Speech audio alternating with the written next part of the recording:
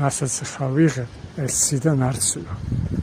ყველა გამლელი ხარის აქ ნაგავს. და მათ ცნობიერებაში რომ არა გამჯდარი პასუხისგებლობა ხებზე კიდიათ. თორე აბა ამას შეხედე რამდენი უბედურება არის.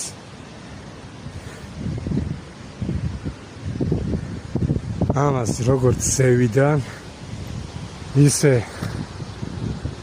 ჩვეულებრივად არაა გამორიცხული ბიზნესი.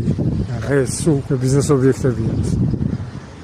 მათი მომხმარებლები, ვინც გადის გამოდის, ისინი ყრიან ამ ნაგავს. და უკვე შეხედე რამდენი